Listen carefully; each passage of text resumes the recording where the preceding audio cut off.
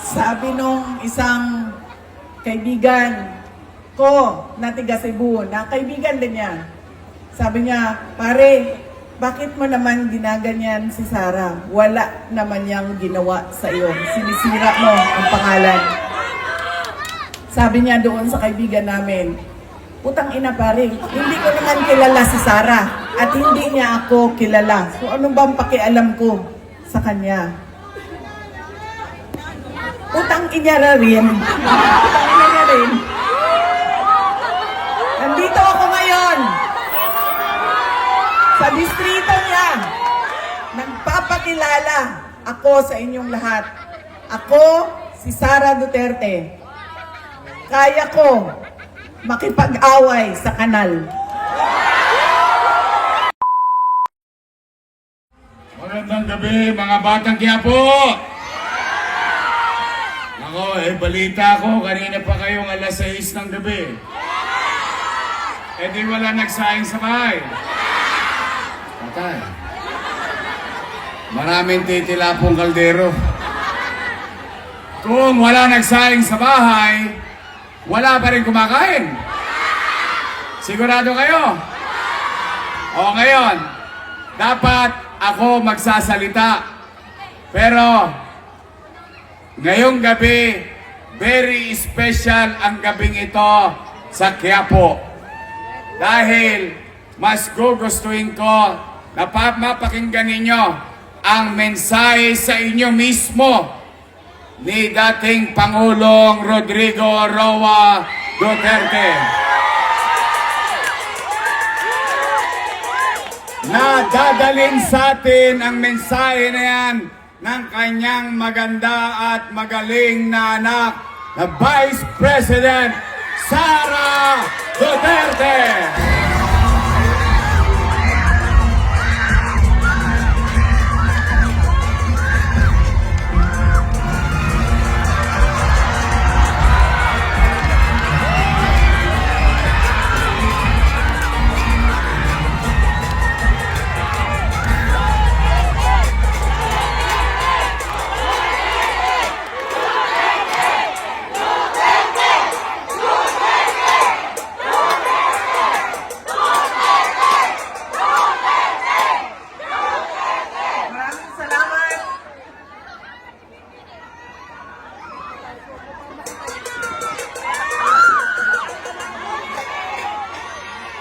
Assalamualaikum warahmatullahi wabarakatuh.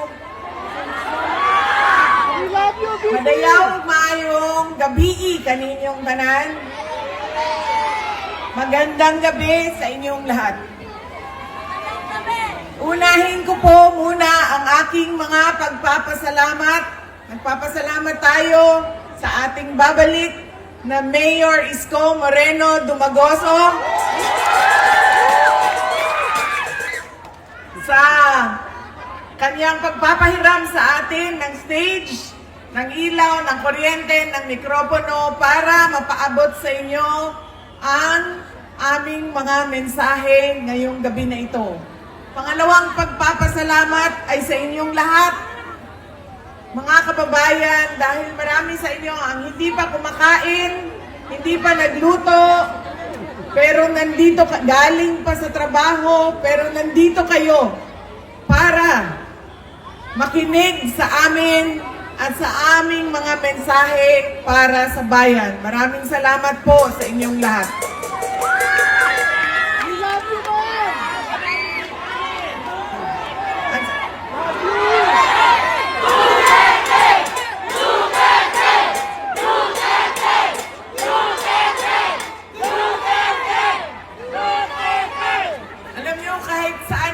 Pumunta ngayon, galing kaming Samar, tumawid kaming Leyte, tumawid kaming Cebu, tumawid kaming Negros, pumunta ako nung isang kagabi dito sa syudad ng Maynila, kaninang umaga sa Quezon City. Ngayon bumalik na naman ako sa syudad ng Maynila. Ang sigaw ng mga tao ay Duterte.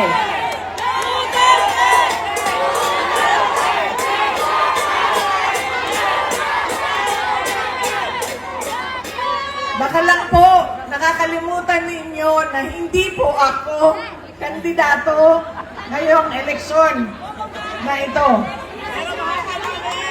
Pero nandito ako para maglabas ng nararamdaman ng karamihan ng taong bayan sa ating pamahalaan ngayon. Pero tapusin ko po muna ang aking mga pagpapasalamat. Ang sunod po na pagpapasalamat ay mula sa akin, personal, sa inyong lahat, mula sa mga kasamahan ko at sa aming opisina sa tanggapan ng pangalawang Pangulo sa inyong patuloy na suporta at pagtitiwala sa aming lahat. Maraming salamat po sa inyong mga kababayan. At ang huling pagpapasalamat ay mula po sa pamilya namin, ang pamilya Duterte.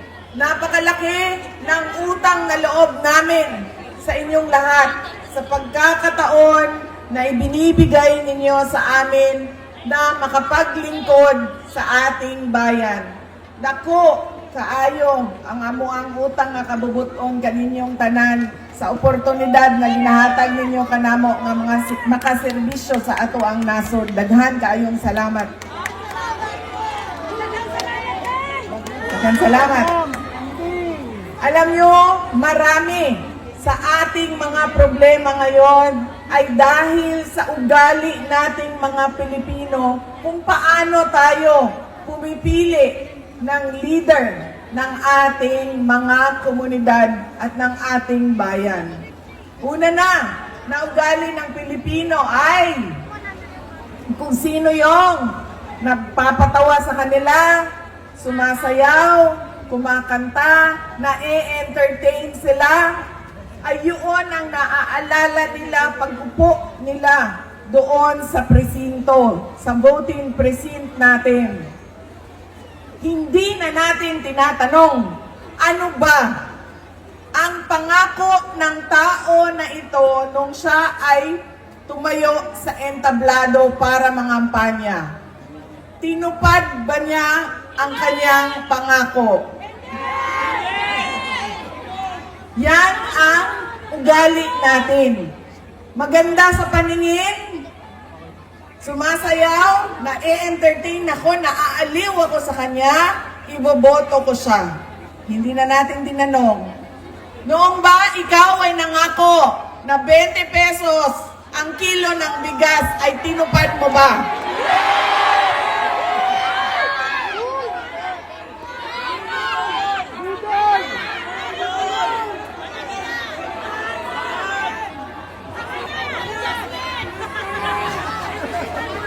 Pangako noong taon 2022 na kampanya, 3 taon kinalimutan at ngayon may darating na naman na halalan.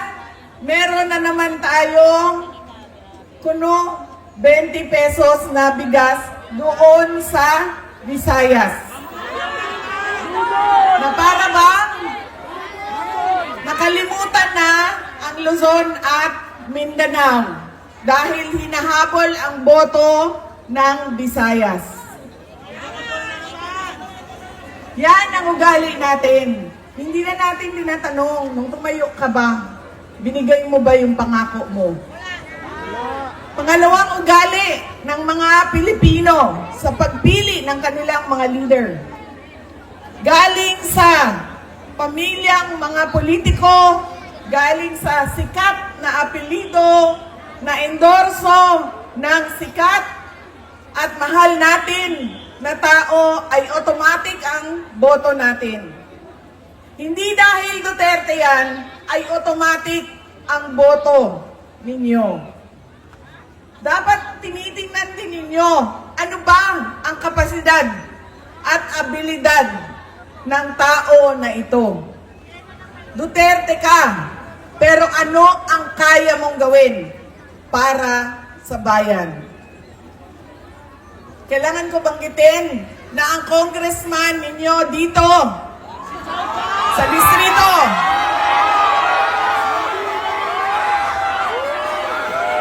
ay inendorso mo ba?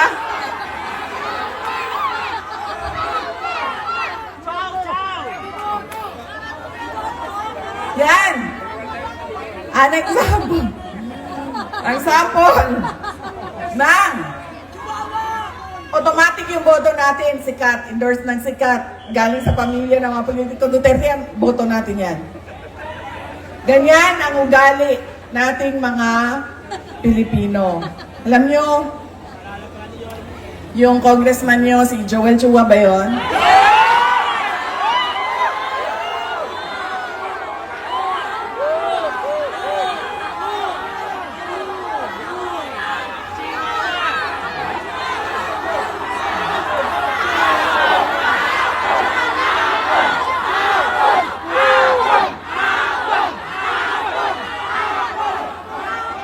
Sabi nung isang kaibigan ko na tiga Cebu, na kaibigan din niya. Sabi niya, pare, bakit mo naman ginaganyan si Sara? Wala naman niyang ginawa sa iyo. Sinisira mo ang pangalan. Sabi niya doon sa kaibigan namin, putang ina pare, hindi ko naman kilala si Sara at hindi niya ako kilala. So ano ba ang pakialam ko sa kanya? Utang inyara rin. Utang inyara rin. Nandito ako ngayon. Sa distrito niya.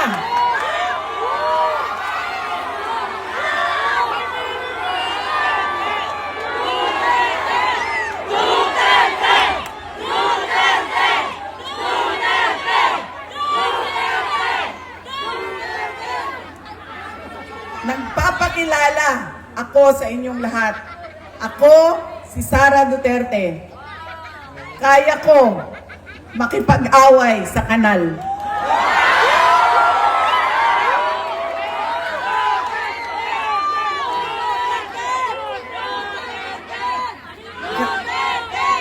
Kami, kung saan kami galing, doon sa Mindanao. Sanay kami sa wala.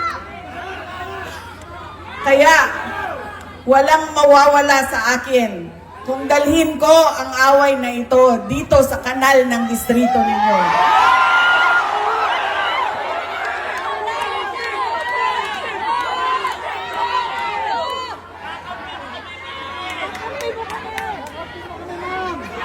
Mga sis, saan kayo galing?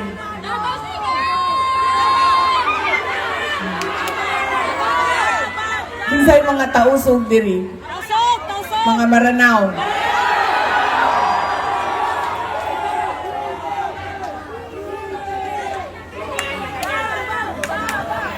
Kinsay mga Bisaya?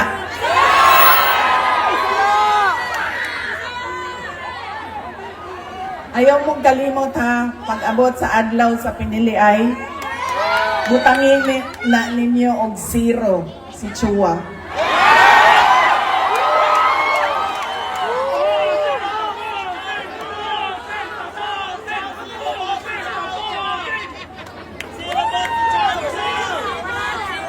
Pangalawa, sikat na apelido, pamilyang politiko, automatic ang boto natin. Pangatlong, ugali ng mga Pilipino sa pagpili ng kanilang mga leader. Kung sino yung may pera at bumibili ng boto, ay ibinibigay natin ang ating pagkatao sa kanila. Alam nyo, galing akong Bacolod, galing akong Manila, kahapon, Quezon City, tinatanong ko ang mga tao, magkano ba ang bilihan ng boto? 2,000, 3,000.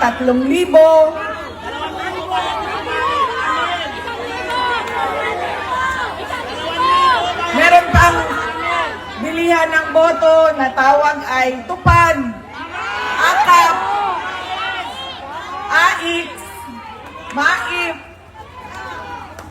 ginawa ng legal ang pagbibili ng pagkatao ng mga kababayan natin. Yan ang ugali natin. Kung sino yung magbabayad, bibigay ko sa kanya ang boto niya. Tanggapin natin ang pera. Bakit hindi? Galing naman yan sa gobyerno. hindi na, ibibigay ko yung buong paa ko sa inyo kung merong politiko nagbibigay ng pera na galing sa bulsa niya. Lahat yan galing yan sa pondo ng gobyerno. Buwis natin yan. Tax natin yan na binabayad natin. Tanggapin nyo ang pera. Pero, pag-isipan nyo, karapat dapat ba itong tao na ito na maging leader ng aming komunidad? Dahil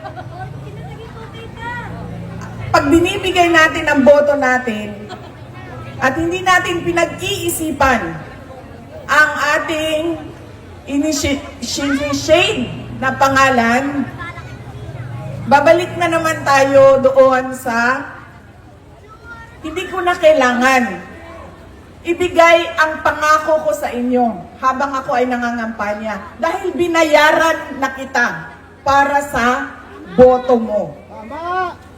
Ano pa ba ang obligasyon ko sa iyo? Bayad ka para bumoto sa akin. So bakit pa ako magbibigay ng tama at totoong serbisyo? Kami doon sa syudad ng Davao, hindi kami naglalagay kailanman ng budget na pambili ng boto. Alam mo anong nangyayari sa Davao? Yes, ma'am. Ang mga taga-Marawi, naa sa Isla Verde, naa sa Boulevard, boboto sila sa umaga sa Davao City. Dahil boboto sila para sa mga Duterte. Tapos, babiyahe sila papuntang Marawi, Maguindanao, Cotabato City dahil boboto sila para sa bayaran doon. Diba? Truck-truck kayo na bumabiyahe panahon ng halalan para kumuha ng pera sa mga kapitbahay. Mga flying voters, ilang beses ko na yan sinabi sa COMELEC. Kailangan automated ang listahan ng mga tao. Dahil kung hindi ninyo ginawa yan, at hindi ninyo biometrics yan, ganyan lagi ang kultura ng ating halalan. Boboto dito, lilipad sa Bulacan, boboto doon, tatanggap. Ganyan sa amin. Hindi kami nagbibigay. Boboto sila, sa umaga, babiyahe sila, tapos boboto sila doon, sa kapitbahay namin. Doon kasi may bigayan ng pera. Yan ang nangyayari sa atin. Sabi ko nga, walang problema. Kunin natin ang pera, pero pag-isipan natin ang ating mga leader. Dahil yan ang kinabukasan. Yan ang magdadala sa atin sa tama o maling kinabukasan ng ating bayan. Alam niyo, masakit sa akin yung pagbibili ng boto. Dahil nga, nawawala yung respeto ng tao sa isa't isa. Nagiging transaksyon. Mahalin mo ako, bayaran kita. Pag hindi mo ako bayaran, hindi kita mamahalin. Nagiging transaksyon ang ating mga relasyon sa ating mga kababayan. At masakit sa akin dahil sino ba at kaninong boto ba ang binibili ng mga politiko? Sa mga mayayaman ba? Sa mga mataas ba ang trabaho at natapos? Mga doktor, binibili ba ng 2,000 ang kanilang boto? Mga engineer na kumikita ng 1 milyon isang buwan, binibili ba ng 2,000 ang kanilang boto? Hindi. Ang binibili ang boto, yung mga tao na araw-araw naghihirap, nagtatrabaho, naghahanap buhay dahil ang 2,000 ay napakalaking bagay para sa pamilya nila. Yung mga taong naghihirap at walang-wala. Masakit yun. Dahil pinagsasamantalahan yung kahirapan ng mga tao. Dahil ba walang-wala ako, bibilhin mo na ang aking dignidad at prinsipyo. Yan ang ugali natin, mga Pilipino. Kung sino yung naaalala, bahala na. Hindi ko na tatanungin kung ibibigay mo ba pangako mo. Kung sino yung sikat, kung sino yung malaking pamilyang politiko. At ibinibigay natin yung pagkatao natin sa taong magbabayad, sa tamang presyo. Kaya kailangan, madami ang nagtatanong, ano bang magagawa namin? Ano bang matutulong namin, Inday Sara? Wala na kayong matulong sa akin. Tumulong na kayo. Ginawa niyo na akong pangalawang pangulo ng ating bayan. Oh. Susunod yun, sir.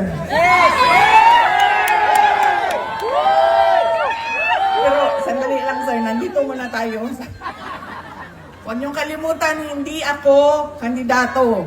Botante ako ngayong eleksyon na ito. Nagpapaalala ako sa inyo kung ano yung dapat gawin natin. Baguhin natin ang ugali natin sa pagboto ng mga kandidato. Ilang araw na ako umiikot sa iba't ibang lugar sa Visayas.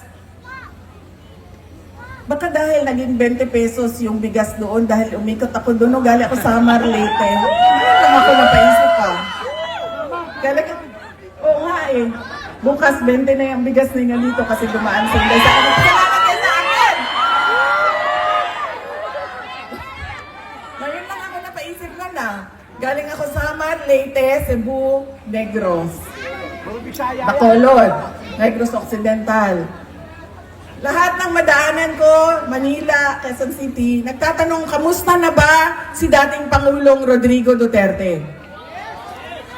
Ang dami ng mga hindi ko kilala, nagsasabi, ikamusta mo kami kay President Duterte? Kahit hindi kami magkakilala mga kababayan natin kung saan-saan.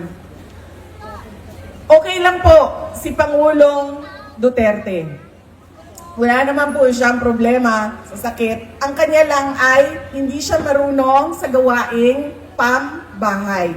Hindi siya marunong maglaba, hindi siya marunong magluto, at hindi siya marunong maglinis ng kanyang kwarto. At isa pa doon, siya ay may edad na, 80 years old, si Pangulong Duterte. Ano siya daw?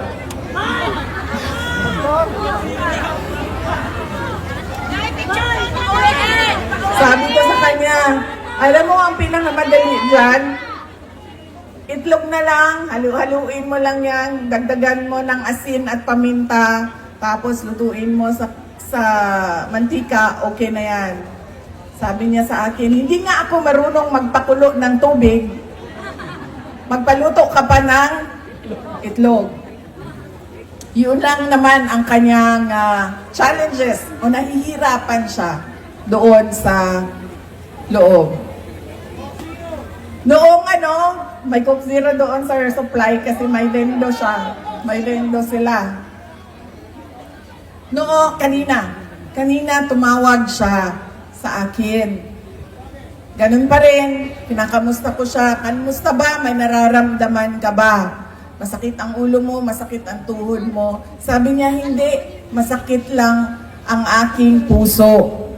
Sabi ko, sabihin mo sa doktor. Sabi niya, bakit masakit ang puso mo? Sabi niya, ay, nawala na kasi ang mga girlfriend ko.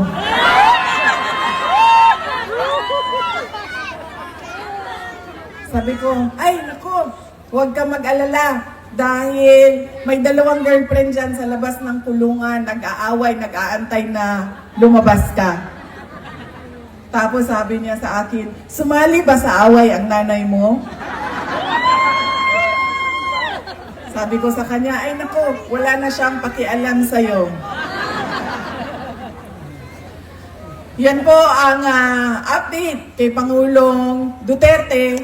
Sabi niya kanina, kailan mo ba ako ilalabas dito? sa detention center. Sabi ko sa kanya, relax ka lang dahil mamayang gabi, meron kaming meeting doon sa distrito ni Joel Chua. Ay, sorry. Distrito ni Apple Nieto.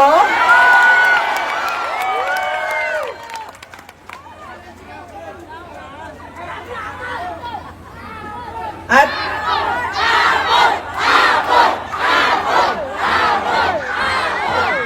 nasaan yung apple ko? Ano yung apple ko? Hindi man ito pulang-pula na apple. Uy, nagluspag na niya ito ang apple. Yung apple ko. Bakit namumutla itong apple na ito?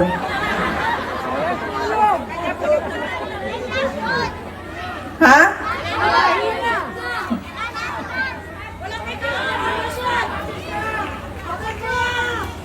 Saan ako? Ano magkwento ko? Sabi ko sa kanya, huwag ka mag-alala. Mamaya, nandun kami sa distrito ni Apple, Chua. Ay, Apple! Niya to. Apple niya to. Nagugulo ka. Apple niya to. Pag-uusapan namin kung paano ka namin kidnapin dyan sa Hague at ibalik sa Pilipinas. Sabi niya, wag mo akong kalimutan dito dahil mabubulok ako dito. Sabi ko sa kanya, wag ka mag-alala.